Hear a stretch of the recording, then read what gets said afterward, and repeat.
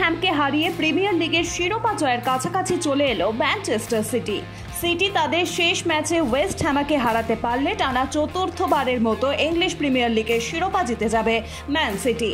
Tottenham হটস্পারের নতুন স্টেডিয়ামে খেলা হয়েছে।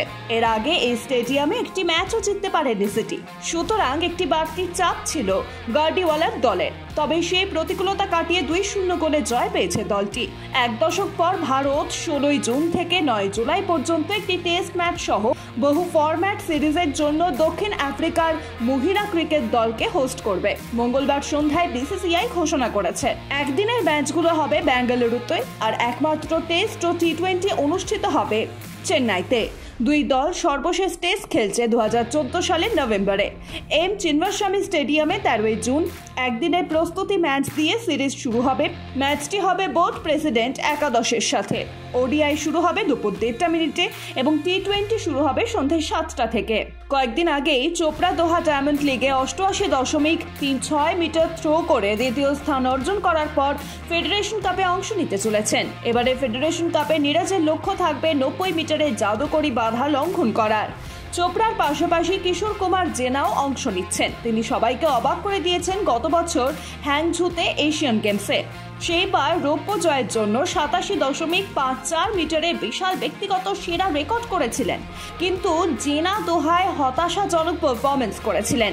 76.31 মিটার নিয়ে নবম স্থানে ছিলেন। ঘরের মাঠে ভক্তরা চাইবেন তার কাছ থেকে ভালো ফল। প্যারিস অলিম্পিকেও তিনি অংশ নিতে চলেছেন। কয়েকদিন আগে লা লিগার শিরোপা জয় করা দলটি চ্যাম্পিয়নশিপ লিগের ফাইনালেও উঠে গেছে। গতকাল রাতে তারই আনন্দে অ্যালভেসের বিরুদ্ধে গোল উৎসবের ভাসল রিয়াল মাদ্রিদ।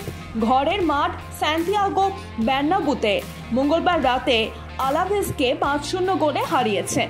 দলের হয়ে গোল করেন ভিনিসিয়াস জুনিয়র, জুড বেলিংহাম, ফেডে ভালভার্ডে ও আর্দা গুলার। দিল্লি ক্যাপিটালস অরুণ জেটলি স্টেডিয়ামে ইন্ডিয়ান প্রিমিয়ার লিগের লখনৌ সুপার জায়ান্টসকে পরাজিত করার পরে মঙ্গলবার কলকাতা নাইট রাইডার্সের পরে রাজস্থান রয়্যালস দ্বিতীয় দল হয়ে উঠেছে।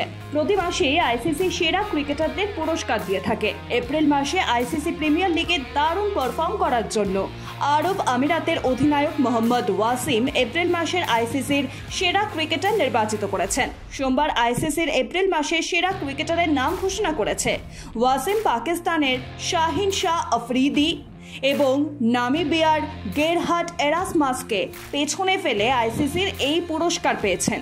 সংযুক্ত আরব আমিরাতের প্রথম ক্রিকেটার হিসেবে মাস সেরার পুরস্কার জিতে নেন এক বিরল নজির গড়লেন তিনি। টেবিল টেনিস খেলোয়াড় মনিকা বাত্রা সৌদি স্ম্যাশে তার সাফল্যের পরে আজ কেরিয়ারের সেরা একক র্যাঙ্কিং 24-এ উঠেছে। বিশ্ব র্যাঙ্কিংয়ের শীর্ষে 25-এ প্রথম ভারতীয় মহিলা প্যাডলার হয়ে উঠলেন তিনি।